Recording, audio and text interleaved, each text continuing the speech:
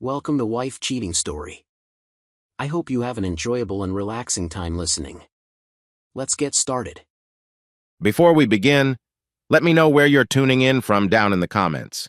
And if you enjoy this story, don't forget to subscribe and turn on notifications so you never miss our next tale.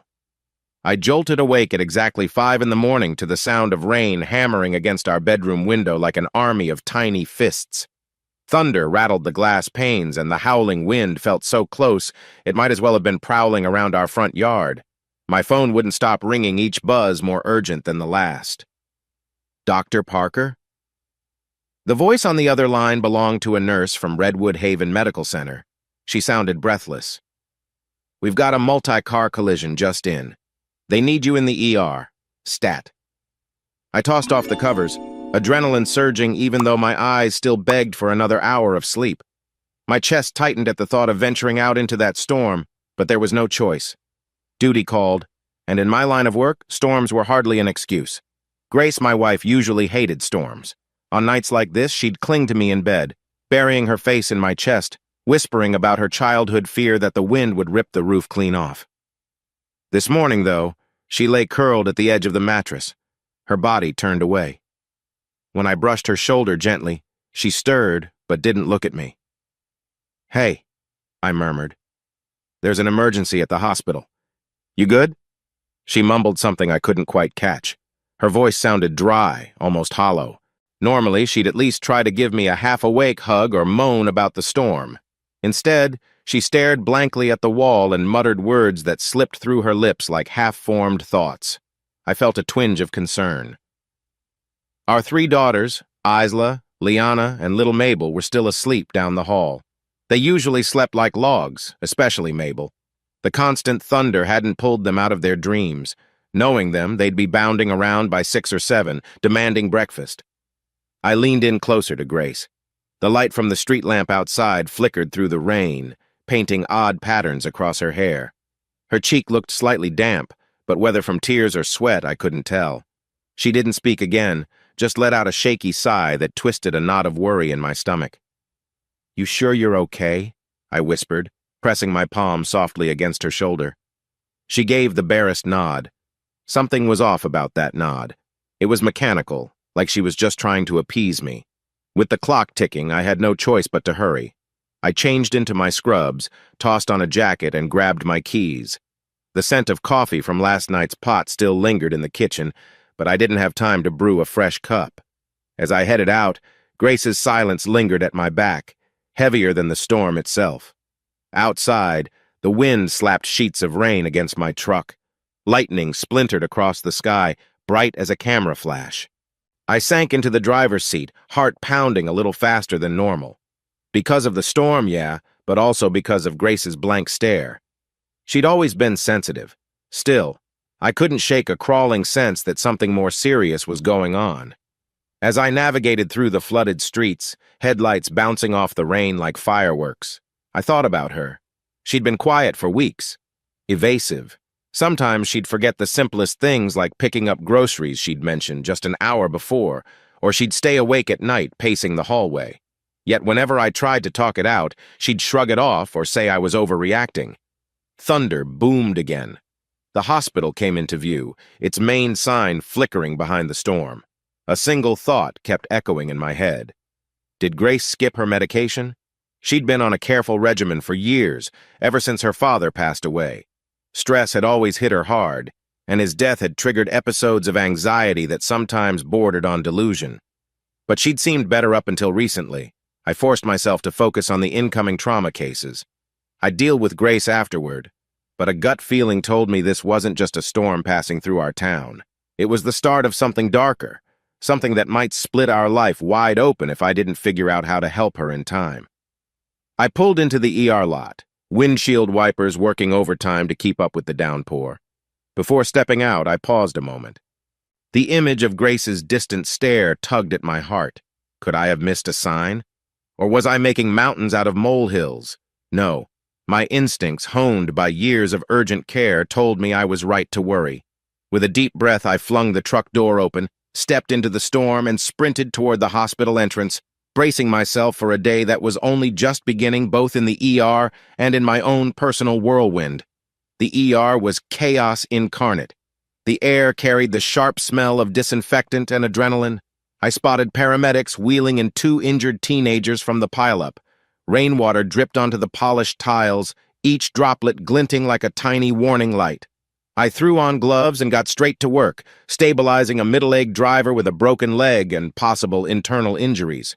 The sounds of moaning, beeping monitors and urgent voices filled every corner. Nearly an hour later, after the 3rd patient was wheeled off for surgery, I slipped into a side hallway and exhaled. My mind jumped to Grace again. No text messages, no calls. That uneasy feeling wouldn't back down. "Dr. Parker?" A voice broke into my thoughts. It belonged to Nancy, one of our senior nurses. She had an air of calm even when the whole world spun out of control. "Got a minute?" "Sure, Nancy. What's up?" She hesitated, fiddling with a chart. Her eyes flicked around, making sure no one was listening. "It's about those prescriptions for your wife, Grace Parker?" My heart skipped. "Yeah. Is there an issue?" Nancy's gaze was apologetic. "I've been organizing the pharmacy logs. I noticed a few differences in the medication type and dosage from what you prescribed last month. Thought maybe you updated her meds, but the dosage changes looked odd." A cold prickle shot up my spine. "I didn't update anything. She's been on the same stuff for nearly a year. Are you sure you read it right?" She nodded. "Positive. The new bottles have Bradley Carter's signature on the refill authorization. Something stronger. Something not even on her usual list." Bradley. That name tasted sour on my tongue. I'd known Bradley Carter for a while, my brother-in-law, the pharmacist who co-owned a local drugstore. Veronica, my younger sister, married him, though I always had a weird vibe from the guy. He was charming on the surface, but there was a slickness about him I never trusted. "Any chance Grace specifically asked him for a new prescription?" I ventured, trying to stay calm. Nancy shrugged. "That's between your wife and him, I guess. But I thought you'd want to know. This new medication is potent, Dr. Parker. Potential side effects include mood swings, confusion. I'm not pointing fingers, just giving a heads up." I forced a smile of thanks, though my gut was churning like the storm outside. "I appreciate it, Nancy." She gave me a supportive pat on the arm. "Hope everything's all right at home. You know I'm here if you need anything." Once she left, I stood in that hallway, heartbeat rattling. Why would Bradley alter Grace's medication without consulting me first? That was unprofessional and damn suspicious. We all knew how sensitive Grace's regimen was. One wrong pill could tip her from stable to meltdown. Trying to push the panic aside, I made my way back into the ER. The collisions had slowed, and the night shift was still busy but under control. My phone remained silent. I dialed home. It rang and rang, no answer. My worry escalated another notch. Grace rarely ignored my calls unless she was asleep or her phone was dead. Storm clouds pressed against the hospital's windows, thunder rolling in distant waves. I paced near the nurse's station, mind spinning between concern for my patients and the creeping suspicion that something was deeply wrong with Grace's medication. Bradley's interference. Could he have convinced her it was a beneficial tweak? Grace might have believed him. She trusted easily, especially with folks she considered family. Memories flashed Grace as a college sophomore, trembling in a campus clinic, tears streaming down her cheeks because she couldn't handle her father's funeral arrangements, and finalizing her semester at the same time. She'd been fragile but determined. I'd fallen for her softness and her will to keep going. Over the years, her heartbreak stitched us closer together, until now, apparently. I swallowed hard, feeling my chest tighten. My shift ended early afternoon if no more emergencies piled in. Maybe I could rush home and talk to her, see if she was all right, figure out why she hadn't picked up. But as I tended to the next patient, the weight of that phone call unanswered lingered like a constant hum in the back of my mind. Even the clap of thunder outside couldn't drown out the alarm bells ringing in my gut. By late afternoon, I managed to slip away from Redwood Haven with the hospital's blessing. The rain had eased, but the sky still wore a brooding gray. Driving through Blue Bay's modest downtown, I passed the local grocery and bait shop, the diner with its flickering neon sign. My stomach clenched with a mix of hunger and apprehension. Grace hadn't returned any of my calls. So instead of going home first, I headed straight to Carter's pharmacy. The place looked neat blue awning, potted plants near the entrance like it was trying too hard to project a perfect image. Inside, pastel walls and the faint scent of antiseptics greeted me. The display shelves sparkled, not a speck of dust in sight. A couple of elderly customers wandered the aisles. Behind the counter, Bradley Carter stood in a crisp white lab coat, slick brown hair combed back, flashing his trademark toothpasted smile. That grin always rubbed me wrong. He greeted me with that same overly polite tone. "Dylan, hey, what brings you in?" I approached the counter, heart pounding. "Bradley, can we talk about Grace's prescriptions?" His eyebrows arched in surprise or feigned innocence, I couldn't decide which. "Of course. Is something off?" I lowered my voice, though anger simmered.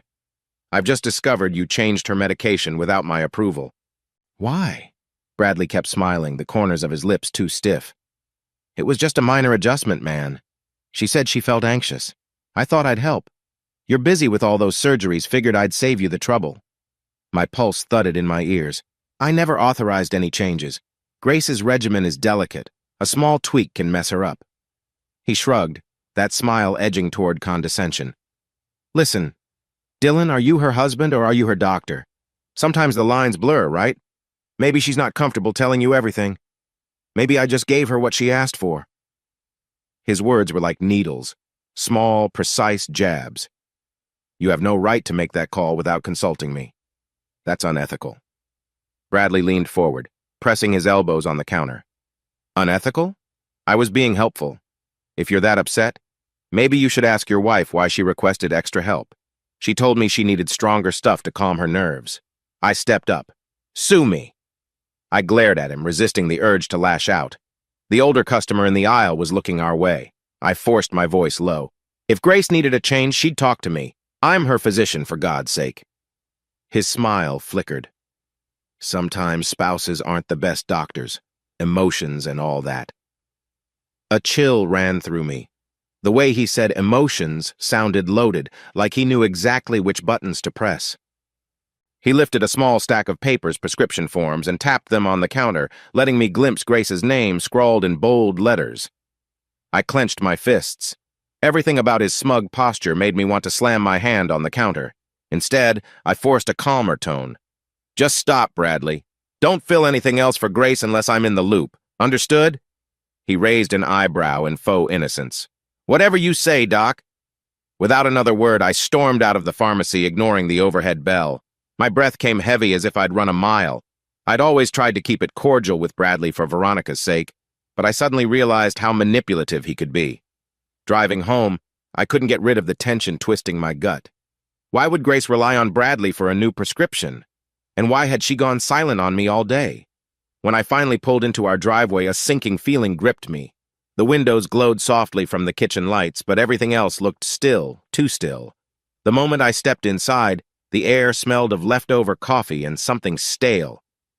"Grace?" I called, flicking on the hall light. No immediate answer. My anxiety spiked as I walked into the kitchen.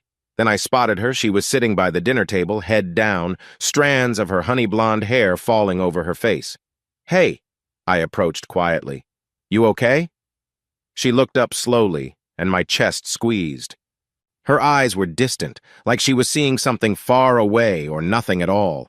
A faint, eerie smile tugged at her lips, almost like she was pleased by some secret only she knew. "You're late," she whispered. I drew closer.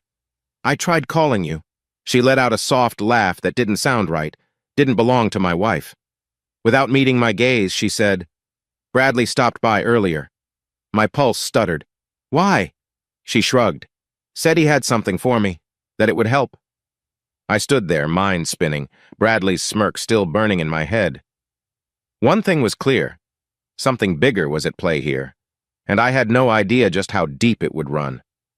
Dinner time should have been the calm after a stormy day. Instead, it felt like tiptoeing through a minefield. Our three daughters, Isla, Liana, and little Mabel, gathered around the table while Grace ladled out bowls of seafood stew. The aroma was fishy, but with a bitter undertone I couldn't place. I sat down, eyes flicking between Grace and the kids. Usually, she'd chat with the girls about their day at school or share funny stories. Tonight, she was quiet, her hands trembling slightly whenever she lifted the ladle. Isla, our oldest at 14, poked at the stew with her spoon. "Mom, is there like chili powder in this? It's kind of spicy." Grace's lips tightened. "You don't like it?" "No, it's okay. Just—" Before Isla could finish, Grace snapped, "Then eat! Stop complaining!" A hush fell over the table. Liana, 13, exchanged a wary glance with Isla. Mabel fiddled with her fork, sensing the tension in the air. Grace never lashed out so suddenly, especially not over a mild comment. My heart sank. "Grace," I said gently, "take it easy. She was just asking." Grace shot me a cold look. "I'm tired, Dylan. I don't want any whining at dinner." I swallowed the urge to argue, turning to the kids. "Let's all just try to eat, okay?" Isla nodded, clearly unsettled. Liana sat stiff as a statue, nibbling a piece of bread. Mabel, 3 and blissfully unaware of deeper conflicts, started making fish faces at the stew. But that uneasy silence persisted. Occasionally, the scraping of spoons against bowls or the rumble of thunder outside punctuated the hush. Grace barely touched her own meal. She stared off into space like she was stuck in her own world. Halfway through dinner, Ila's phone buzzed. She glanced at it, a text from a friend, presumably. She typed a quick response, her posture tense. Suddenly, Grace slammed her spoon down. "Isla, put that phone away! This is family time!" The clang of metal on ceramic made Mabel jump, eyes wide. Liana shrank in her seat. Isla blinked, startled. "Mom, it's just— I said, put it away!" Grace's voice trembled, a flash of anger in her eyes. I felt a wave of frustration, but tried to keep my tone calm. "Grace, I get it. We don't want them on phones all the time, but—" She cut me off, rising from her chair so fast it nearly toppled over. "Don't you tell me how to parent. Don't you dare!" That outburst was a punch to the gut. My jaw tightened. "Girls, go to your rooms," I said quietly. "I'll clean up." They didn't need a second invitation. Isla and Liana set their spoons down and hurried away, leading Mabel by the hand. Mabel kept glancing back, brow furrowed. My chest twisted, seeing their worried faces. Once the kids were out of earshot, I turned to Grace. She was breathing heavily, eyes shimmering with either tears or anger or both. "What's going on with you?" I asked, fighting to keep my voice steady. She wrapped her arms around herself, looking defensive. "I'm just exhausted, Dylan. You're never home. The kids constantly need something. My mom's calling every 10 minutes. And now you're on my case?" I softened my stance, stepping closer, but she edged away. "Grace, I'm not attacking you. I'm worried. You haven't been yourself. The stew tastes off. You snap at the girls, and earlier you—" She let out a shaky laugh. "It's always me, right? I'm the problem. Maybe you should spend more time at home instead of flirting with nurses at Redwood or whatever you do there." That accusation hit me like a slap. "Flirting with? Grace, that's ridiculous. Where is this coming from?" She looked away, blinking fast. Her voice wavered. "I can't do this right now." A sharp wave of pity and anger collided in my chest. Something about her manner, her raw agitation, felt connected to the suspicious medications I'd learned about. "Are you taking something new? Did Bradley give you new pills?" Her expression flickered, as though she knew she'd been caught. I just needed them to calm me down, okay?" I clenched my jaw. So it was true. She and Bradley had crossed a line behind my back. "Why didn't you talk to me? I would have adjusted your prescription if necessary." She shrugged, tears finally pooling at the corners of her eyes. "You're always at the hospital. Bradley said these would help me sleep, help me stop panicking." My voice dropped to a near whisper. "Grace, you know how dangerous it is to switch meds without my knowledge. Your condition, it's delicate." She pressed her palms to her forehead. "I'm sick of being treated like a child, Dylan. I'm not your patient. I'm your wife." The words hung in the air like a crack of thunder. Neither of us spoke for a long moment. Then, Grace sniffed and turned on her heel, heading toward our bedroom. The sound of the door slamming echoed through the hallway. I stood by the table, glancing at the half-eaten bowls of stew. The house was silent except for the rain drumming on the roof. A wave of exhaustion and fear crashed over me. Something had changed in Grace, and it wasn't just a bad mood. Bradley had meddled in her treatment, and that was a dangerous game. Drawing a shaky breath, I cleared the dishes.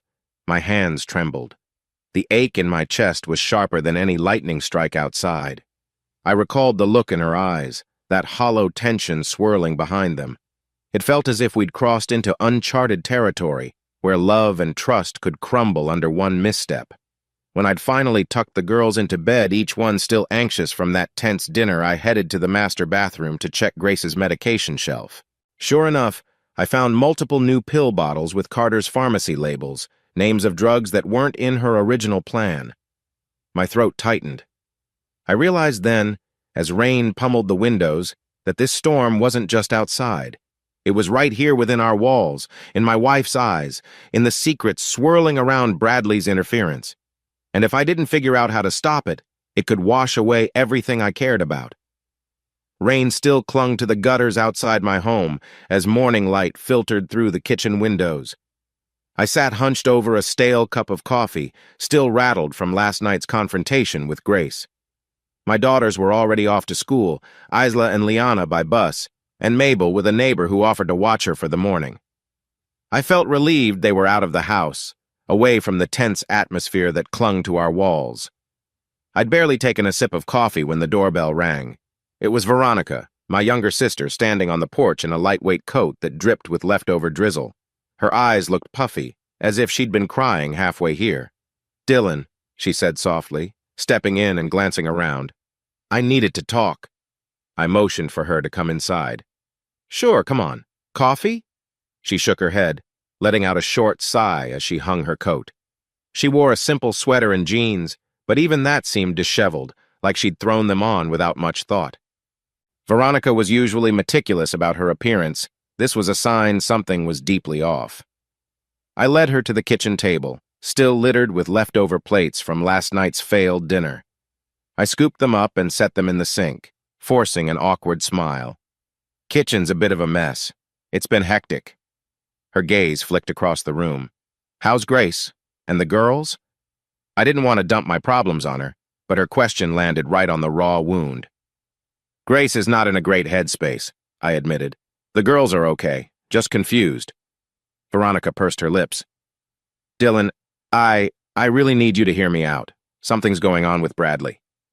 Just hearing that name made my stomach churn. "Yeah, I've been meaning to ask. He's been interfering with Grace's medications. You know anything about that?" She nodded slowly, hands clasped together on the table. Her nails were bitten down. An old nervous habit she'd kicked years ago. Apparently it was back. "He's been secretive for months now, coming home late, taking weird phone calls in the middle of the night. He says it's pharmacy business or inventory issues, but whenever I ask specifics, he gets defensive." My jaw clenched. "And Grace? Has he mentioned her to you?" Veronica's eyes flickered with discomfort. "He brings her up too often. Stuff like Grace seems stressed. Maybe I should check on her, all under the guise of being helpful. At first, I thought it was sweet he cared about my sister-in-law's well-being. But after a while, there was this tone in his voice, like he was more than just concerned." A cold shiver prickled down my arms. I confronted him about changing Grace's meds. He gave me a smug line about helping her with anxiety. Veronica inhaled sharply. "Bradley told me Grace needed a stronger anti-anxiety drug. I questioned him, figured you, as her doctor and husband, would have prescribed something if needed. He shrugged it off, said you'd be okay with it." I set my coffee cup aside, the bitter liquid churning my guts. He never asked me anything. She's been off, agitated or zoned out. I suspect he's feeding her something way beyond standard anti-anxiety meds. Veronica's face tightened. "I'm worried, Dylan.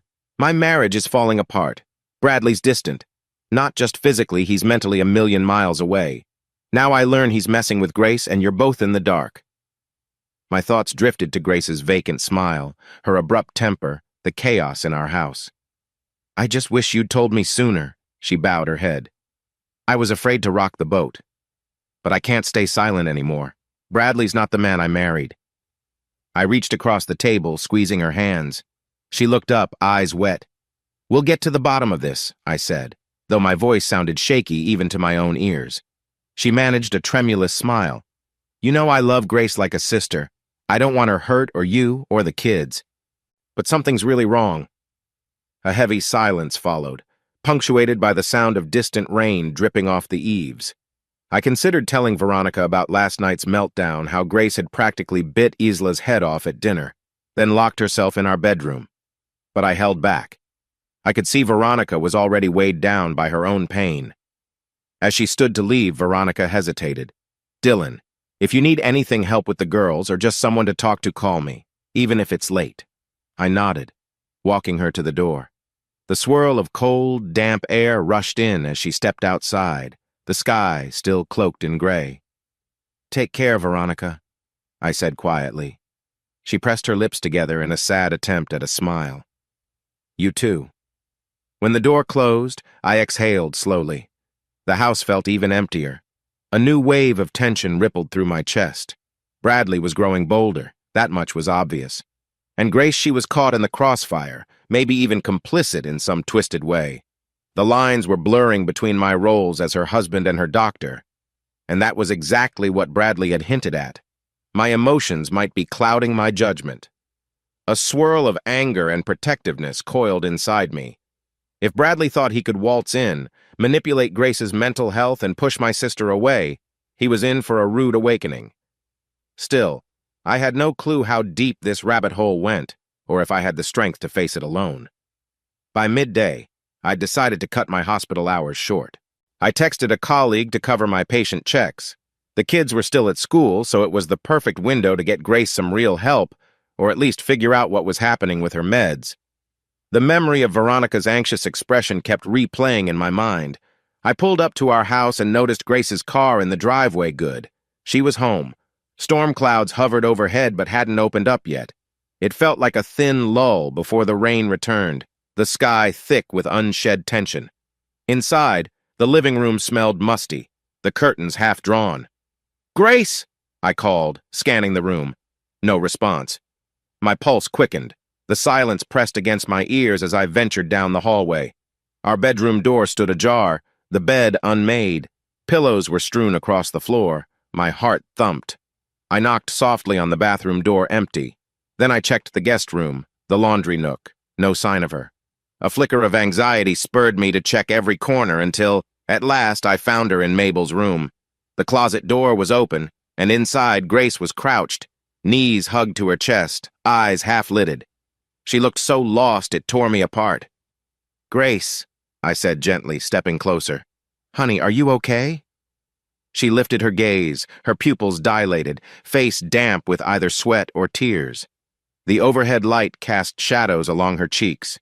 She didn't move. "You left me," she whispered. Her voice was hoarse, as if she'd been crying or screaming. "You always leave!" I knelt beside her, reached out to put a hand on her shoulder, but she flinched. "I'm here now," I insisted, my chest tight. "What's going on, Grace?" She let out a trembling breath. I can't breathe when you're gone. The girls, Bradley, everyone keeps telling me different things."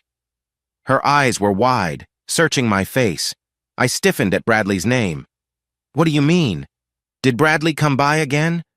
She nodded, movements sluggish, like she was wading through thick water. "He understands me," she said quietly. "Says I need stronger medication. Says you're too preoccupied to notice I'm drowning." My anger flared. "Grace, that's not true. I've been trying to help you." She squeezed her eyes shut, pressing her palms to her temples.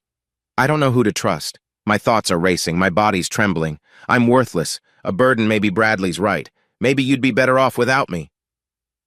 Her words stabbed my heart. She sounded genuinely convinced. I swallowed hard, trying to keep my voice calm. "That's the medication talking, or the lack of the right medication. Come on, let's get you out of here. You need real help, professional help, not Bradley's guesswork." She resisted as I gently helped her to her feet, guiding her out of the closet. Each step felt like coaxing a frightened animal. Her skin felt clammy against my hand. "You're not worthless," I murmured. "You're my wife, Grace, and I love you." Her eyes flickered with a brief spark of something, maybe relief, maybe confusion. Then she slumped against me, letting out a soft sob. I'm so scared, Dylan. I eased her to the couch. The house seemed eerily quiet, the afternoon light weak through the windows. My thoughts spun. I needed to confirm what was in her system. If Bradley had given her something as heavy as I suspected, it could be messing with her mind in ways she couldn't handle. I'm going to take you to Redwood Haven, I said, keeping my tone soothing. Just to run some tests, see if the dosage is off, okay? Grace stared at me for a moment. She looked like she was teetering on a cliff's edge. At last, she gave a slight nod. Just don't leave me alone, she whispered. I called a colleague at the hospital, making sure they had a private exam room ready, away from the main bustle. If Grace was dealing with an overdose or some foreign substance, I wanted privacy to figure it out. My mind kept flashing back to the possibility of ecstasy or some other stimulant. We drove through the quiet streets. She dozed in and out, leaning her head against the window. I tried to keep my composure, yet every so often I caught a glimpse of her reflection in the glass, eyes half open, lips parted in a silent plea. The woman I married was strong, nurturing, so full of life. Now she seemed like a trembling ghost of herself, manipulated by pills she never should have taken. At Redwood Haven, I snuck her into a private checkup. One of my trusted nurse friends, Carla, gave me a sympathetic nod as we laid Grace on a small exam bed. I requested blood work focusing on screening for controlled substances. While we waited for results, Grace drifted off into a restless half-sleep. Carla patted my arm gently. I'm here to help, Dylan, but we have to be discreet. If she's on something not prescribed by you, this could spiral into a legal storm. I forced a weak smile. Believe me, I know. Just keep this quiet for now. When the results came back, my worst suspicions started to crystallize. Trace amounts of MDMA ecstasy lingered in her system, along with an oddly high concentration of sedatives. A mixture that could destroy anyone's sense of reality, especially someone with Grace's fragile mental health. I fought the urge to punch a wall. Bradley had no right to treat her like some guinea pig. Grace might have thought she needed it, but she was in no position to decide that alone. Carla glanced at the numbers, then at me. I can keep this off official records for a bit, but not forever, Dylan. Eventually, if she needs extended care, it goes on file. I nodded, swallowing the lump in my throat. Thank you, I murmured, aware that my voice shook. Then I turned to Grace, who was stirring awake. She blinked at me, eyes glassy. Is it bad? She asked in a quiet rasp. I brushed her hair back gently. We'll adjust your meds. You're going to be okay. But inside I was raging. Bradley had started a war, whether he realized it or not. And I had to protect Grace, even if it meant fighting my own brother-in-law with everything I had. 2 days passed before I worked up the nerve to call Bradley and demand a face-to-face. Grace was resting at home, under carefully supervised medication changes. The kids were tiptoeing around the house, unnerved by their mother's fragile state. My anger was like a hurricane swirling behind my ribs, desperate for release. We arranged to meet at a small coastal cafe near the shoreline, a place known for quick lunches and killer coffee. Hardly the spot for a life-changing conversation, but I preferred public ground, less chance of me throwing punches or him trying anything shady. The breeze off the Pacific was chilly, clouds threatening to break into more rain. Bradley sat at an outdoor table under a striped umbrella, looking smug in a crisp navy polo and pressed khakis. He had a paper cup of coffee in one hand, the other tapping his phone screen. It struck me how calm he seemed, like he had no regrets about messing with my wife's prescriptions. I took a seat across from him. The salty air tasted bitter on my tongue. You know why I'm here, I started, voice low and tight. He set his phone aside, folded his arms on the table. Dylan, you've been avoiding me. I was starting to think you'd never talk it out. Cut the act, I snapped, leaning in. You gave Grace ecstasy. You messed with her entire regimen. She ended up in the hospital because of it. Bradley shrugged, that smirk never leaving his face. Maybe she asked for it. Or maybe she needed a little push to feel better. Either way, she's an adult. She can make choices. My hand clenched under the table. She trusts easily. She's vulnerable. You knew that. He arched a brow, glancing at the gray ocean waves in the distance. And maybe you're too busy to handle your own wife's crisis. Look, I offered a solution. She took it. She's happier with me. I pounded my fist on the table, cutting him off. The jolt made my coffee slosh. You don't get to say that. Her mental health is not your playground. Bradley pursed his lips in a mocking pout. Touchy, aren't we? I leaned closer, fists trembling. You're messing with the wrong people. Grace is my wife. Veronica is your wife, or did you forget? He let out a dry laugh. Veronica's a prude, always fussing about the store finances or complaining I work late. Meanwhile, Grace needed attention. Emotional, physical, chemical. I simply connected the dots. My rage flared, but I fought to keep from lunging at him. Customers inside the cafe might already be looking our way. So you stepped in to be her savior, huh? Pump her with drugs she can't handle? He smirked. You think I'm the villain, but ask Grace. She likes the new formula, says it makes her forget the constant anxiety. I'm just giving her what you can't. A swirl of disgust roiled in my gut. Stay away from her, I warned, voice barely above a growl. Or I'll take legal action. You're already guilty of forging prescriptions. He narrowed his eyes, leaning back. About that, you might want to tread carefully. I've got, let's say, records. Some from the hospital, some from your older prescriptions, times you might have signed off a bit too quickly. Wouldn't want your medical license to come under scrutiny, would we? My blood went cold. Are you blackmailing me? He gave a casual shrug, the corners of his lips curving. Call it ensuring my own safety. I put a lot on the line to help Grace. I won't let you or anyone else ruin me without a fight. My breath came fast, fury and fear warring in my chest. You sick bastard. He stood, adjusting his collar. Tell you what, I'll let you stew on that. Meanwhile, keep your distance. Let Grace decide who she wants to trust. If you push too hard, I might just have to release some interesting documents about the good Dr. Parker's slip-ups.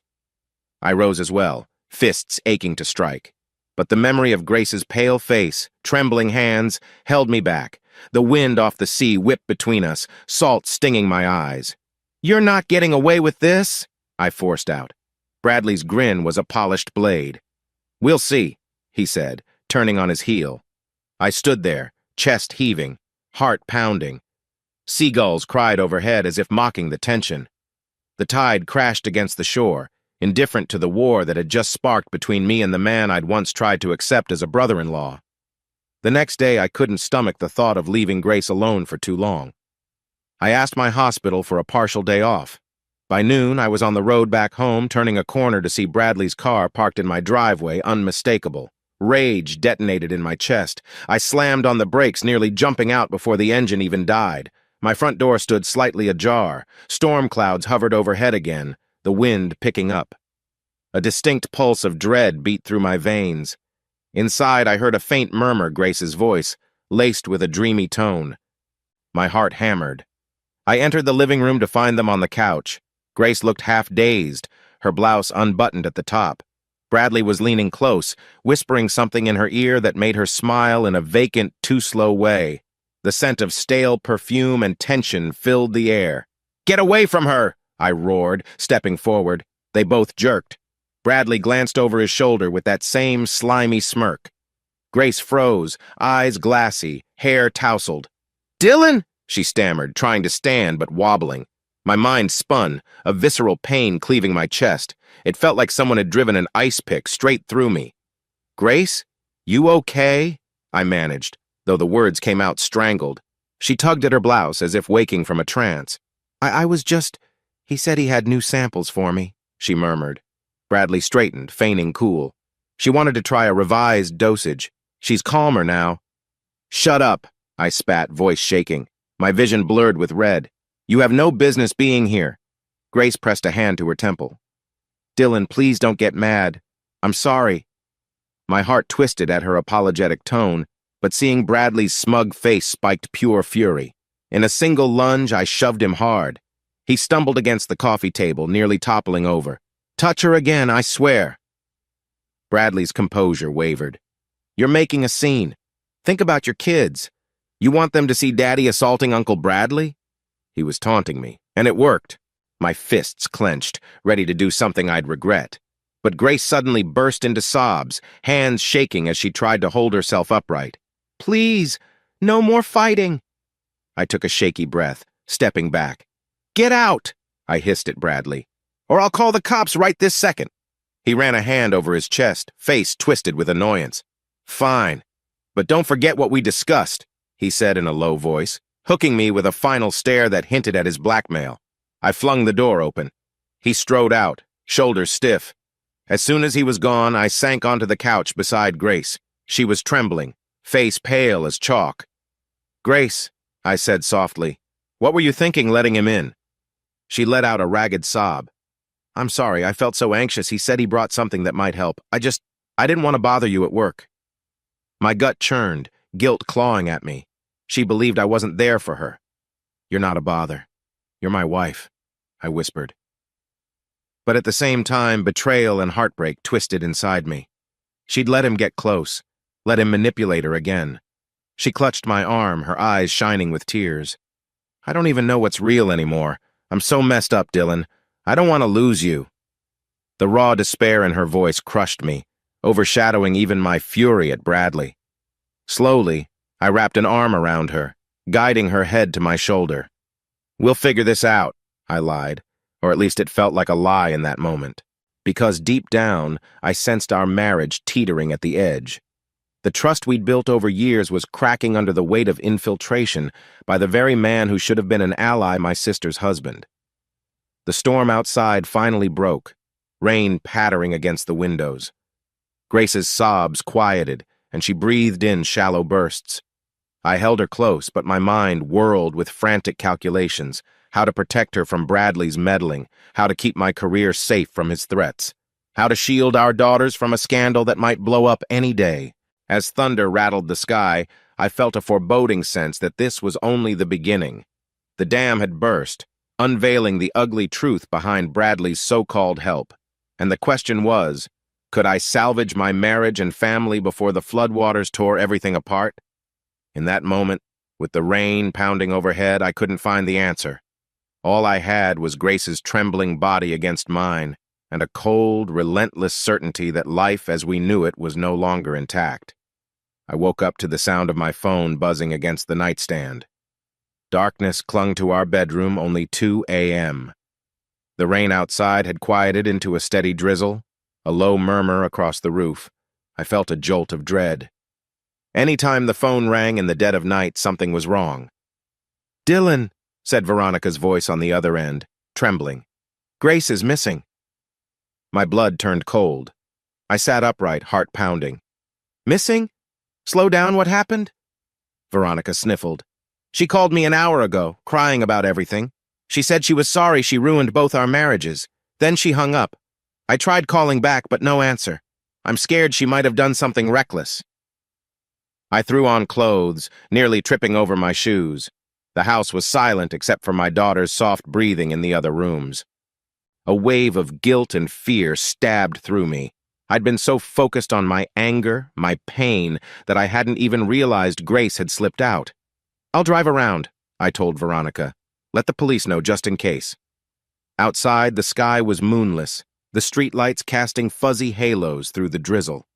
My pulse throbbed in my ears as I sped down empty roads. The memory of Grace's vacant eyes after I caught her with Bradley replayed over and over. She'd left the house sometime after midnight, so tormented that she believed running off was her only option. After half an hour of searching aimlessly, my phone rang again, Veronica updating me. "A patrol officer just found a woman near the old harbor warehouses," she said, voice tight with urgency. "Sounds like it could be Grace. Let's get there."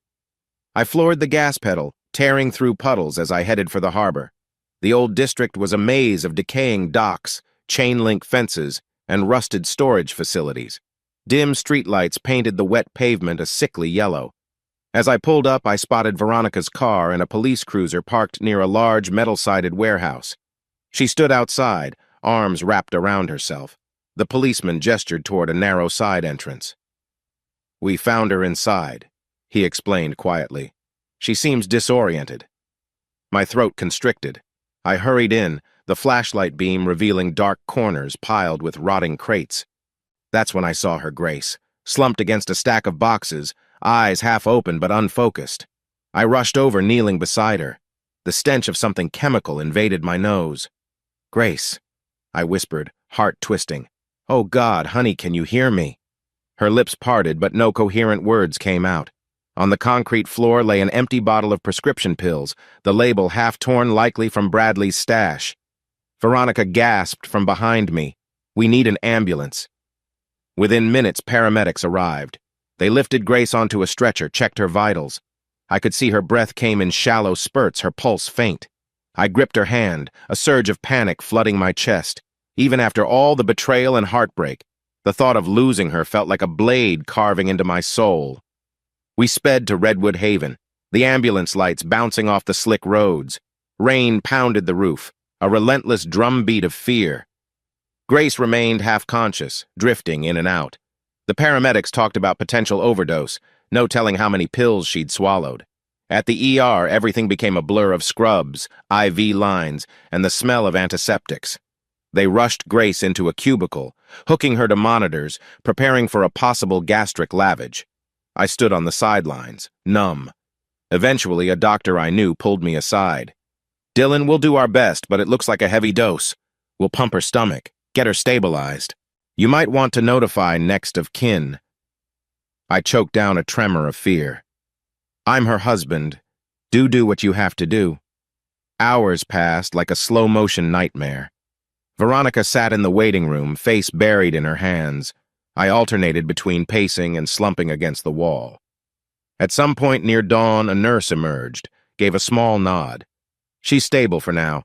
We'll move her to a recovery room soon." Relief hit me so hard I nearly buckled, but shame followed, swirling with anger and confusion. The woman I loved, who'd once been my rock, had nearly died in a grimy warehouse because of a twisted web of deceit, betrayal, and manipulative meds. When I finally saw Grace, she lay in a hospital bed, oxygen cannula under her nose. Her eyelids fluttered open, meeting mine. A fragile, heartbreaking moment passed between us. Despite everything, the sight of her alive eased a fraction of the storm in my chest, though not the guilt or the lingering fury at Bradley. Yet another wave of exhaustion crashed over me. Grace was safe, but what about the rest of our lives? My marriage, my children, my sister's broken home, everything had been shattered. And I wasn't sure we could ever piece it back together again. It took a few days before Grace was well enough to move from ICU to a quieter ward. The hospital's hallways felt eerily familiar. I'd spent years working here, but now it was like enemy territory. Whispers of "That's Dr. Parker" trailed me. Nurses looked at me with pity or maybe curiosity. I felt exposed, like my personal tragedy was on display. One afternoon, I found Isla and Liana in the hospital cafeteria, hunched over untouched sandwiches. Mabel was home with my parents, too young to understand the intricacies but old enough to notice her mom was missing. Isla's eyes were red as she glanced up. "Dad, is Mom okay?" I forced a reassuring tone. "She's stable, sweetie. Just needs rest." Liana fiddled with her soda can. "Everyone at school's talking. They heard rumors about Mom and Bradley. Some kid said horrible stuff to me in the hallway." My heart sank. "I'm sorry," I whispered, sinking onto a seat beside them. "People love to gossip, but we'll get through this, okay?" Isla chewed her lip. "They called Mom a homewrecker, said she cheated on you with Uncle Bradley." Hearing it out loud was like a slap. I hesitated, not sure how honest to be. "Mom's not well. She's been manipulated. I can't explain everything right now, but never doubt she loves you." Tears welled in Isla's eyes, and Liana stared at the ground. My chest felt hollow. Grace's overdose had hammered home how far we'd fallen as a family. Even Veronica had filed for legal separation, her heartbreak boiling over once she recognized Bradley's betrayal wasn't a one-time slip.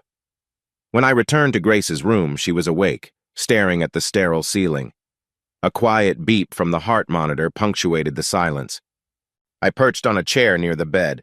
"How are you feeling?" She swallowed, voice barely audible. "I'm sorry. About everything." I didn't know how to respond. My mind flicked through images, her leaning into Bradley on our couch, her meltdown, the phone call from Veronica at 2 a.m. "We can't change what happened," I finally said. "Focus on getting better." Grace's eyes rimmed with tears. "But you the girls, I've destroyed everything, haven't I?" I looked away, the ache in my chest unbearable. She wasn't wrong. "We're in pieces. I admitted softly. I'm just trying to hold everyone together. She shut her eyes, tears slipping down her cheeks. I'll understand if you hate me. Hate. The word tasted bitter. I felt a swirl of anger, love, pity, and betrayal. I don't hate you, Grace. I'm furious at Bradley for manipulating you. I'm furious you didn't trust me enough to come to me for help. But hate, it's more complicated. She nodded weakly, seeming too drained to argue. Then she asked, voice trembling, Veronica, how's she?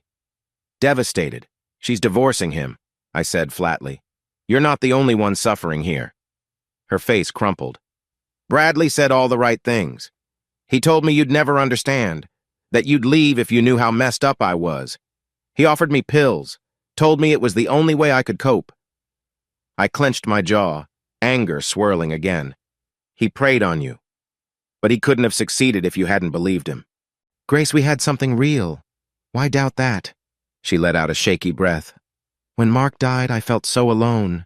Then your schedule got heavier. The girls needed me, but I was sinking. Bradley swooped in, convinced me that you'd see me as weak if I admitted I was losing control. A painful silence fell. I reached for her hand, hesitating. Finally, I rested my palm lightly on hers. She squeezed gently, tears streaming. The lump in my throat felt huge. All I want, she whispered, is a chance to show you I can change. A part of me wanted to comfort her, to promise we'd rebuild. But the raw sting of her betrayal still burned. And the kids, the rumors, the chaos in Veronica's life, could we even salvage normalcy? I stood, gently pulling my hand away. Focus on resting, I repeated. We'll handle everything else later. As I left the room, I saw her eyes fill with fresh tears. It tore me up, but the pain was too raw to console her. In the corridor, I leaned against the wall, pressing my fist to my eyes. The family I'd fought so hard to build was on the brink of collapse, and I was still reeling from the betrayal of someone who'd once been my friend and was still, by law, my brother-in-law. Over the next few days, Grace drifted in and out of sedation. Meanwhile, Veronica and I huddled in my living room, sifting through a mountain of receipts, prescription logs, and pharmacy documents. An anxious hush clung to the house since the kids were at my parents' for the weekend. Veronica wore a determined frown. I found this ledger in Bradley's locked desk at home, she said, flipping to a page full of scribbled numbers. It shows a suspicious jump in narcotics inventory. He must have forged multiple prescriptions, maybe not just for Grace, but for others too, selling them under the table, who knows. I scanned the cramped handwriting, my heart racing. This was bigger than I thought. He's dealing with something illegal. This could get him locked away. She exhaled slowly. I also discovered some old messages on his phone backups where he references putting extra in Grace's bottles. He wrote, "It keeps her dependent on me. She'll do whatever I say." A flash of fury shot through me. That bastard! He practically admitted to hooking her. Veronica's eyes brimmed with tears she refused to shed. Yeah, she whispered. He manipulated her, controlling her mental state. We spent hours compiling everything, pages of evidence, cross-checking them with the official scripts I'd written for Grace in the past. The differences were glaring. Higher doses, spiked with stimulants, unapproved refills. By midnight, we both sat back, exhausted. Outside, the wind ruffled the hedges. If we turn this over to the authorities, Bradley's going down, I said, voice hollow. Veronica nodded, hugging the folder. I'm filing for divorce. After what he's done to Grace and me, there's no going back. My stomach twisted. What about Grace? I murmured. If we push this into legal territory, her involvement becomes public. The hospital might question her capacity. She could face an investigation, too. Veronica studied me. Are you worried about your marriage or her future? I raked a hand through my hair. Both. She's in a fragile state. If the media or the hospital board get wind of this, it might break her completely. She placed a hand on my arm. Dylan, we can't keep this hidden. Bradley's a threat. He'll keep harming people if we stay silent. A knot of dread formed in my chest, but I knew she was right. As a doctor, I had an ethical obligation to protect others from dangerous medical malpractice. And as a husband, I had to stand up for Grace, no matter how complicated our marriage had become. I looked down at the evidence, trembling with anger. I need to show the police, I said. But first I want to confirm some details with a friend who works in law enforcement. See how to shield Grace from the worst of it." Veronica nodded, relieved. "We'll do it together. Bradley's not getting away with this." Yet fear still gnawed at me. Even if we took Bradley down, would that fix the mess he'd created between me and Grace? Or was it too late to salvage our relationship? A swirl of unstoppable questions flickered in my mind as I locked the folder away. One thing was certain: a showdown was coming. And no matter the outcome, life wouldn't return to how it once was.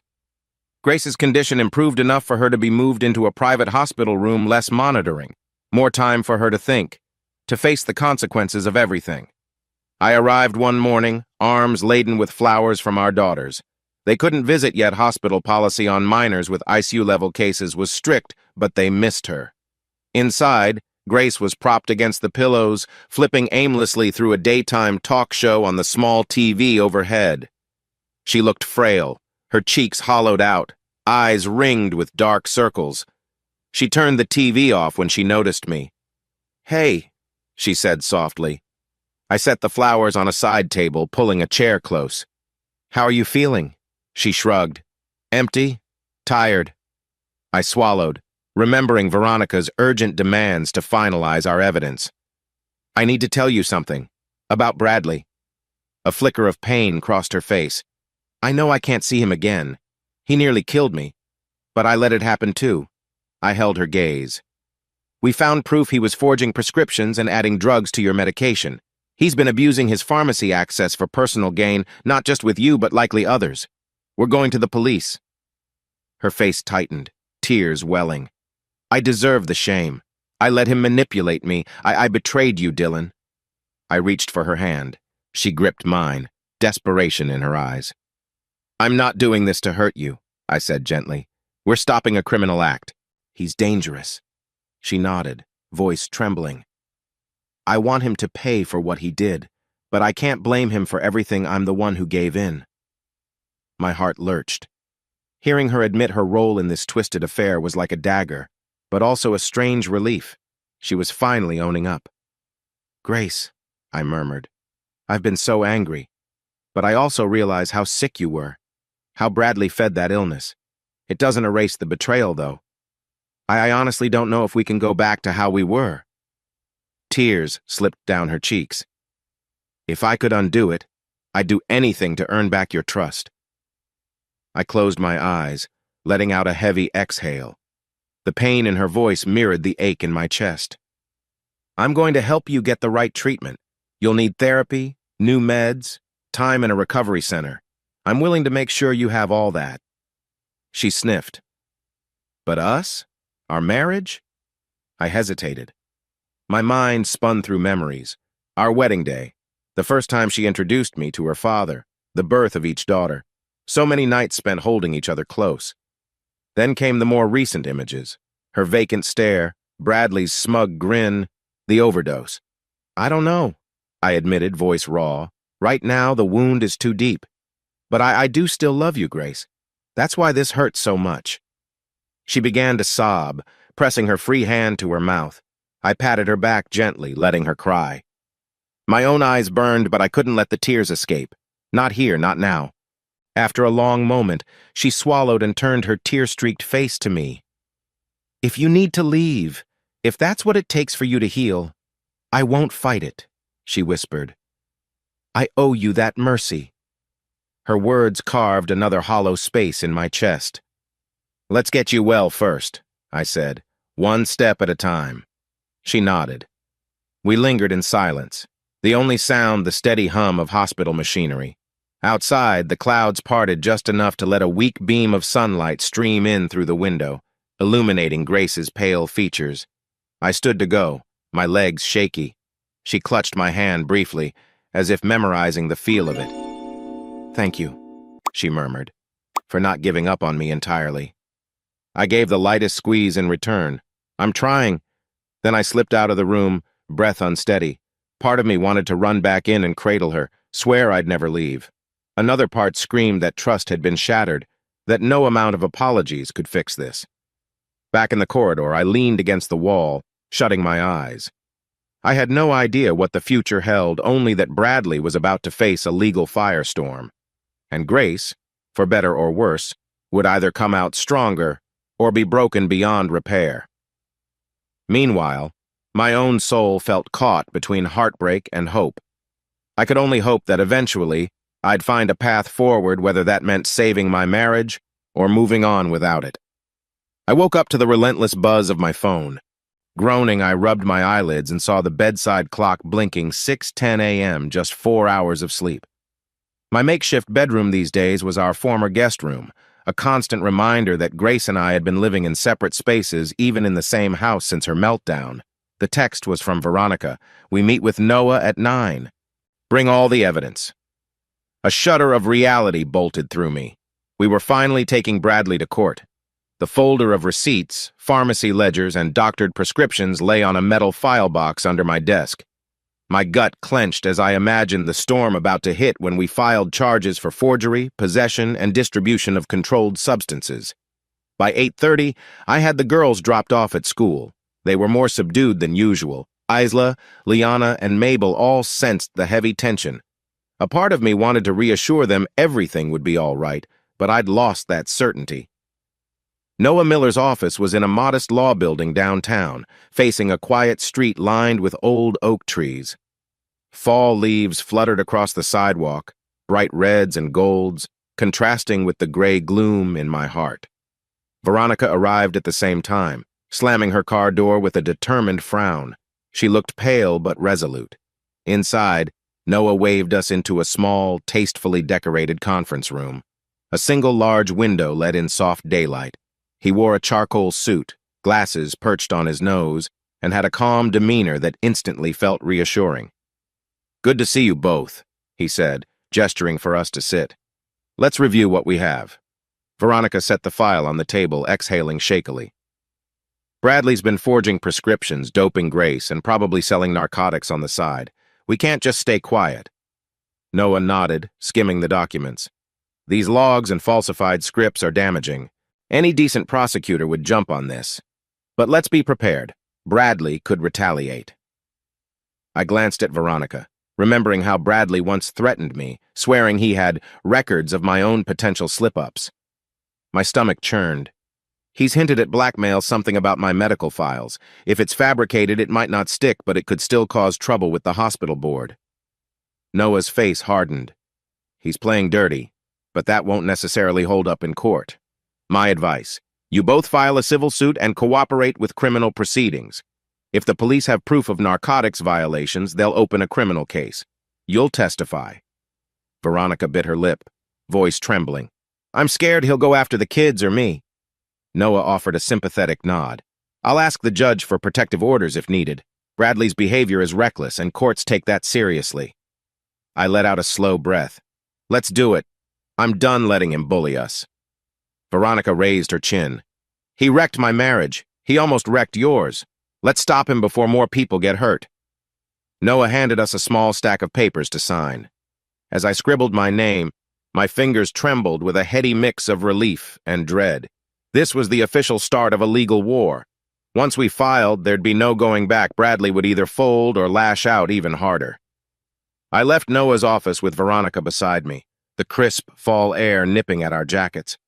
She turned to me, eyes moist. "We did the right thing, right?" I swallowed the lump in my throat.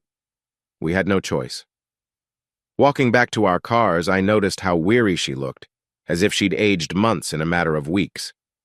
Bradley had put us both through hell. Now we'd stand our ground, though victory was far from guaranteed. 2 days passed in a tense blur. Grace remained in a short-term rehab facility, essentially a mental health center aimed at stabilizing her meds and monitoring her for relapse. The girls split their time between my parents' house and me. My phone buzzed constantly with updates from Noah.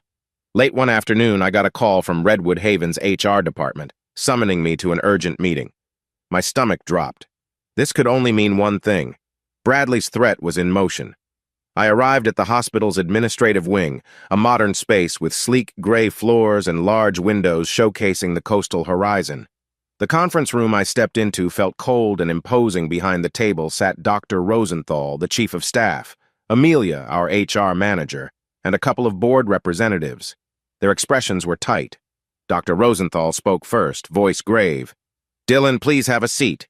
We received some troubling allegations about your practice." A chill darted up my spine. "From Bradley Carter?" He exchanged glances with Amelia.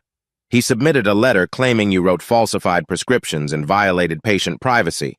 He also mentioned your personal involvement with a patient, your wife, in a questionable capacity." I clenched my fists under the table. "He's retaliating because I filed charges against him." Amelia nodded, sympathy edging her features. "We understand there's a legal dispute between you two, but we must investigate. The board can't ignore these accusations." My pulse hammered. "They're baseless. Any prescriptions I wrote were legitimate, and Grace was never treated beyond routine checkups I'm allowed to do as her spouse, with oversight from other doctors. Bradley's the one who forged scripts." One of the board members cleared his throat.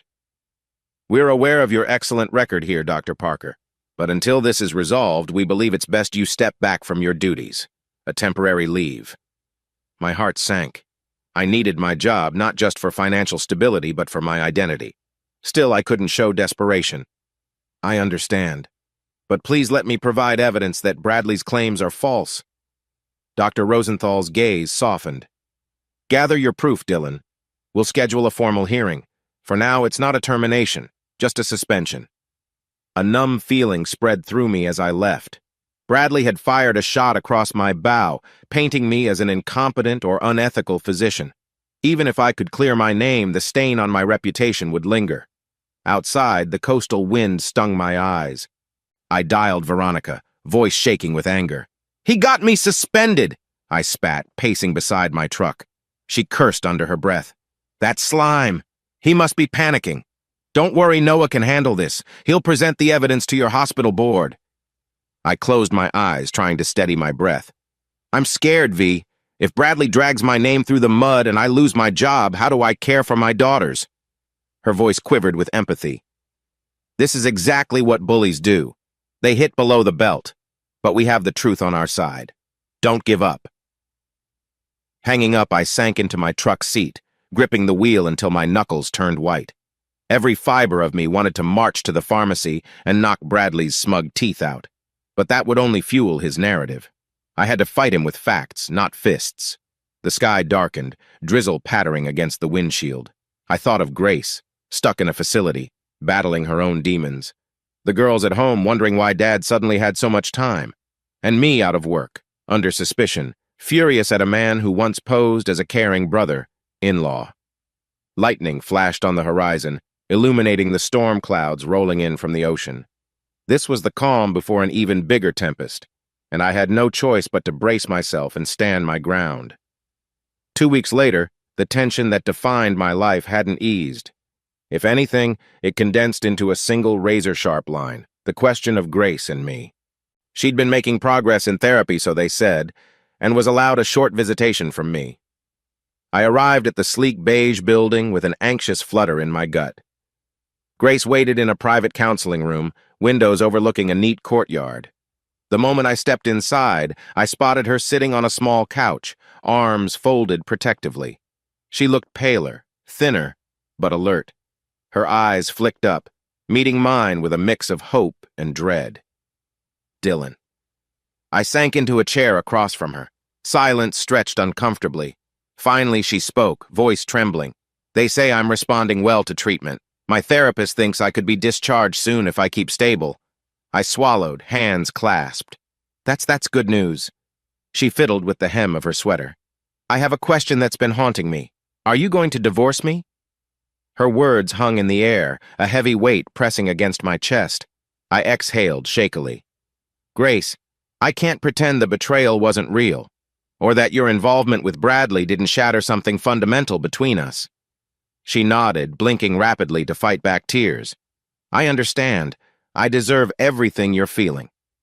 I stared at the beige carpet, remembering the countless nights Grace and I shared in simpler times, movie nights, quiet dinners, inside jokes no one else knew. Then my mind flashed to the image of her and Bradley, lost in whatever twisted hold he had on her. My stomach clenched. "I'm not even sure I can trust my own judgment anymore," I admitted softly. I love you, but I also feel violated. She sniffled. I've ruined our marriage, haven't I? My heart pounded with an agonizing mix of anger and pity. No one forced you to be with him, but he manipulated you. Both can be true. Her tears broke free, sliding down her cheeks. I'll accept it if you file for divorce. I'll sign whatever you want. I only hope I can still see the girls. My throat closed. I remembered how deeply she adored the kids, how she used to tuck them in with homemade bedtime stories or bake cookies that filled the house with warm sweetness. Telling her she might lose them felt cruel. Before I could answer, the door opened, revealing her therapist, a woman named Dr. Hastings. Sorry to interrupt, she said gently. How are we doing? Grace hastily wiped her tears. I stood, my voice strained. We need another minute. Dr. Hastings nodded, stepping out again. I turned to Grace, chest tight. I'm talking to a lawyer, yes, but I haven't pulled the trigger. Noah says I have to decide soon, especially with Bradley's hearing coming up. Her eyes flickered with faint hope. So, there's a chance? I don't know, I repeated, the words heavy as lead. Part of me wants to walk away too much pain. Another part can't imagine the kids growing up without their mother at home. She shifted on the couch, hands trembling. I promise, if you give me one more chance, I'll do whatever it takes to be worthy of you. Silence echoed. At last, I nodded slowly. I am not making any promises right now. Let's get through the hearing, see how everything falls. Then maybe we can talk about rebuilding. Relief mingled with sorrow in her eyes. Thank you, she whispered, voice cracking. I stepped toward the door, every nerve in my body buzzing with conflict. I glanced back at her one last time, so fragile, yet clinging to a tiny thread of hope. That thread might snap or hold, I couldn't tell. My own heart felt like it was limping, unable to run from the pain or dive back into love without caution. A crisp Wednesday morning saw us gathered in a modest courtroom downtown. The place smelled of disinfectant and stale coffee. Rows of wooden benches held a smattering of onlookers, some curiosity seekers, others involved in different cases. Veronica sat beside me, pale but resolute. Noah stood with a neat stack of files, prepared to present our evidence against Bradley. On the opposite side of the aisle, Bradley lounged in a clean-cut suit, his hair slicked back, a smug twist to his lips. My hands curled into fists at the sight of him. The judge, an older woman with steely eyes, entered and called our case. We stood. The initial proceedings were to set bond conditions, hear preliminary evidence, and determine if the case moved forward. My pulse drummed in my ears. Noah spoke first, laying out the charges: forging prescriptions, illegal distribution, potential endangerment of a vulnerable individual. He referenced the logs, the lab tests, Grace's overdose, and how Bradley manipulated her mental state for his own gain. Bradley's attorney, a sharp-faced man named Harper, rose with a condescending snort. My client denies these accusations. He's the real victim of Dr. Parker's aggression. Grace Parker is a consenting adult who wanted extra medication. Bradley simply complied in good faith. A flare of anger ripped through me. Veronica's hand squeezed my arm, silently urging me to stay calm. The judge arched a skeptical brow. We'll review the evidence. What about allegations that Mr. Carter secretly altered prescriptions? Noah stepped in. Your Honor, we have direct ledgers from Mr. Carter's pharmacy, showing falsified entries. We also have communication logs where he references tampering with Mrs. Parker's medication. Harper tried to discredit each piece. Those ledgers aren't authenticated, and texts could be taken out of context. Then Noah dropped the bombshell, a sworn statement from Grace, detailing how Bradley pressured her, provided unknown pills, and admitted to forging Dr. Parker's signature. Grace wasn't physically present, her treatment team deemed it too stressful, but the affidavit was enough to make Bradley's expression tighten. The judge flipped through the files, lips pursed. After a few tense minutes, she announced, Given the evidence, I find probable cause to proceed. Mr. Carter is hereby remanded on bail with strict conditions, including no contact with Veronica or Grace Parker. We'll set a trial date within the next month. A rustle of murmurs spread through the room. Relief warred with the tension still coiled in my gut. Bradley shot me a venomous glare as though blaming me for his downfall. I refused to break eye contact. This was the start of justice, though not its end. Outside in the corridor, Veronica let out a shaky laugh that bordered on tears.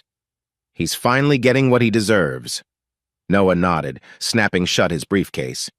He's in deep trouble, but don't let your guard down. Trials can get messy. I rubbed my temples. We'll handle it. At that moment, Grace stepped into view, a nurse from the rehab center by her side. She'd been allowed to attend the hearing quietly, though she hadn't testified in person. She looked drained but determined.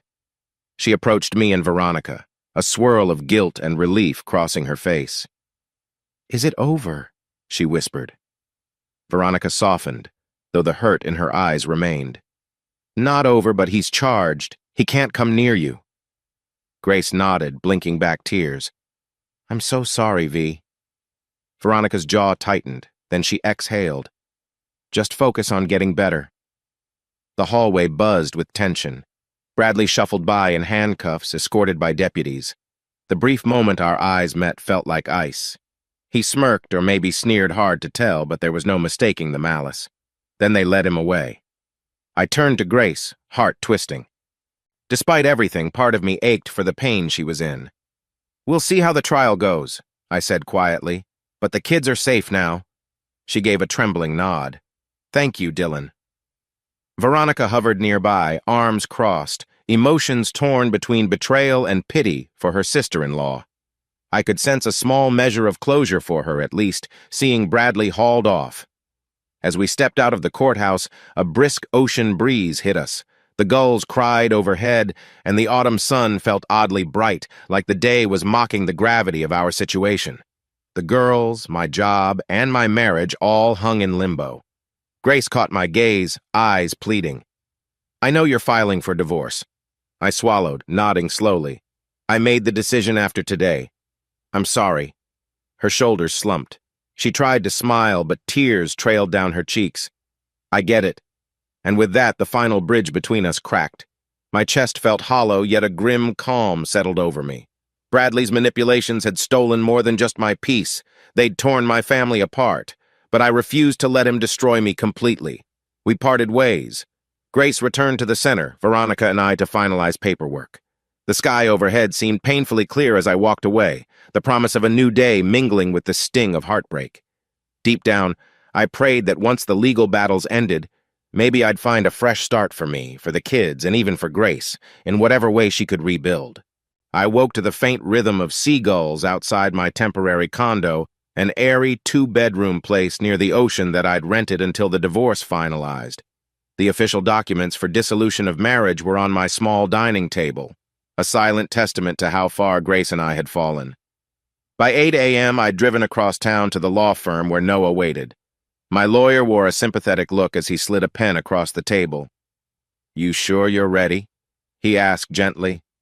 I swallowed, my mind flashing on the day Grace and I exchanged wedding vows.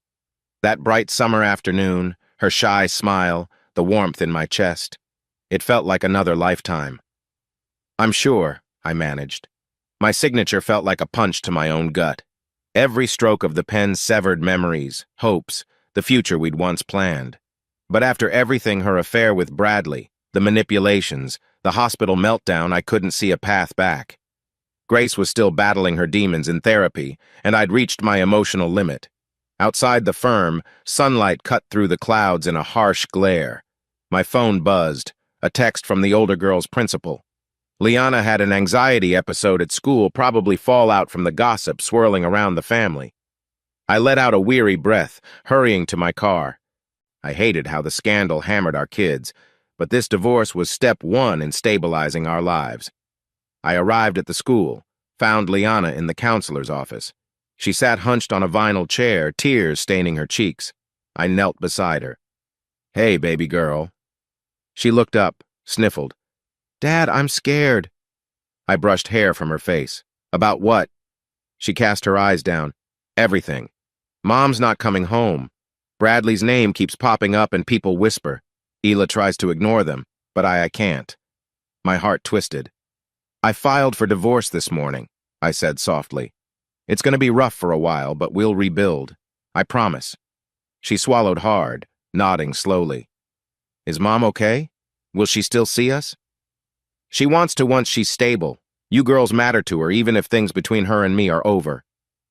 With effort, Liana mustered a small, hopeful smile. I miss her. I gave her a gentle hug. I know, sweetie. That afternoon, I texted Grace, informing her I'd signed. She responded with a simple, I understand, I'm sorry. 2 short sentences loaded with sorrow. A pang of regret pressed my chest, but the line had been crossed. All that remained was the official hearing. Weeks of tension peaked as Bradley's formal trial date arrived. The courtroom brimmed with a subdued electricity, reporters snapping pictures from the hallway his case had become the talk of our small coastal town. Veronica sat beside me, both of us praying for closure. The prosecutor laid out the forged prescriptions, ledgers, and witness statements. Grace's story of manipulation was read into record. My testimony about discovering illicit meds in our home stood solid. A handful of other patients also came forward, alleging suspicious painkiller prescriptions Bradley had filled. Bradley's lawyer tried to paint him as a misunderstood pharmacist pressured by demanding patients, but the evidence was overwhelming. After deliberation, the jury found him guilty of drug fraud, forging scripts, and endangering lives. The judge revoked any bail privileges and set sentencing for a month later, effectively ensuring Bradley's immediate lockup. When the gavel pounded, I exhaled a tremulous breath. Across the aisle, Bradley glared, face twisted in fury. Once a smug man who believed he could outmaneuver us all now led away in handcuffs. Outside, Veronica and I stood on the courthouse steps. She stared at the horizon, tears slipping down her cheeks. I can't believe it's over. He's going to prison, isn't he? I gently laid a hand on her shoulder. Likely. You did the right thing, V. She turned, eyes filled with a mix of relief and sorrow. I feel like I should be cheering, but I'm just drained. I loved him once. I nodded grimly. You loved the version he showed you. Turns out that wasn't real. Veronica blew out a shaky breath. At least I can move on now. My divorce is almost finalized, too. I managed a half smile. Sometimes the only way forward is through. She gave me a quick hug. Thanks, big brother. Let's see if we can both reclaim some normalcy. Her eyes lit with a faint spark of determination. I realized with a small surge of pride that she'd grown stronger through this nightmare. We parted ways, each stepping into an uncertain future Bradley out of our lives, but the wreckage still needing repair. A few months later, I found myself loading boxes into a modest single-story house near the ocean's edge, a place I decided to buy after the dust settled. The old condo felt too temporary, too tied to heartbreak. This was a chance for a fresh start with my girls. Isla helped carry her own belongings inside, scanning the living room with cautious excitement. Liana lugged a small box of kitchenware, Mabel bounding behind her with a teddy bear in her tiny arms. I caught Mabel glancing at me with a bright grin. Daddy, this new house smells like salty air. I ruffled her hair. That's the ocean breeze, sweetheart. You like it? She nodded eagerly. And we can hear seagulls. In truth, the place was smaller than our old family home, but it held promise: a wide front porch, a cozy backyard with enough space for the girls to plant flowers or play. The smell of fresh paint mingled with the crisp sea wind. After we finished unloading boxes, I sank onto the living room couch, sweat beading my forehead. Isla plopped beside me, smiling shyly. It's not so bad, Dad, she said softly. Feels like we can finally breathe. My chest warmed at her acceptance. That's the hope. A new beginning, just us. Liana came in with a glass of water. Think we'll see Mom soon? I paused. Grace had been improving at her counseling center. The divorce was finalized, awarding me primary custody but granting her supervised visits. We'll schedule something soon, I promised. She's focusing on her recovery. A flicker of sadness passed across their faces. They missed her, even if they'd learned pieces of the ugly truth. All I could do was encourage them to keep an open heart while protecting them from Grace's lingering instability. That night, we shared pizza on paper plates, the furniture half arranged around us. The girls laughed at Mabel's attempts to do a silly dance, momentarily forgetting the shadows that once loomed so large. I sipped a soda, letting myself relax. Yes, life was still complicated, My hospital reinstated me after verifying Bradley's allegations were false, but a faint stigma lingered. No matter I had my job back, my daughter's safe, and a small measure of peace creeping back into our daily routines. A bright summer sunrise poured through the kitchen window as I rose early to prepare breakfast. The ocean breeze gently rattled the window screen. I set out scrambled eggs and toast for Isla, Liana, and Mabel, who were still asleep in their rooms exhausted from a late movie marathon the night before. I gazed out at the stretch of sand visible from our backyard fence. The day promised clear skies, gulls wheeling in lazy arcs above the surf. My heart felt oddly light, a far cry from the anxiety that once consumed me. As I poured a cup of coffee, my phone chimed a text from Dr. Lauren Abbott, a new colleague at Redwood Haven. She'd joined the department after my suspension ended, kind and empathetic. We'd struck up a cautious friendship. The message read, "Morning, Dylan. Hope moving went smooth. Want to grab coffee at lunch break?" A small smile touched my lips. Maybe. My mind wandered, recalling her easy laughter and the warm glint in her eyes whenever we exchanged a joke in the hallway. Part of me felt hesitant divorce was fresh, heartbreak still raw, but maybe I could let someone in again, in time. Footsteps padded down the hall. Mabel appeared, rubbing her sleepy eyes, a giggly grin spreading when she saw the breakfast table. Behind her came Isla and Liana, their hair rumpled, exchanging playful yawns. As we dug into eggs and toast, the sunlight highlighted their smiling faces. I realized how much we'd survived. Grace's breakdown, Bradley's betrayal, the legal battles, our broken home, and eventually rebuilding. It wasn't perfect, Grace was still healing, and the girls missed a full family under one roof, but we were okay. When I stepped outside to toss scraps in the garbage, a gentle, salt-laced breeze ruffled my hair. The ocean glittered under the rising sun, a living metaphor of renewal. In that moment, I remembered how bleak everything had seemed just months ago. Yet here I stood, daily forging a new path. I breathed in deeply, letting the fresh air fill my lungs. Deep down, I felt certain that no matter the storms behind us, we had a future worth embracing.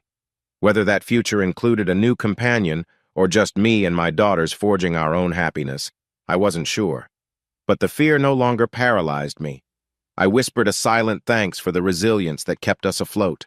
Then I stepped back into the house, where the giggles of my children reminded me that love could still flourish, even after betrayal. And as I closed the door, I thought, some storms may tear your world apart, but the sunrise still comes. A new day was waiting, a day filled with hope, the possibility of healing, and the unbreakable bond between a father and his 3 precious girls.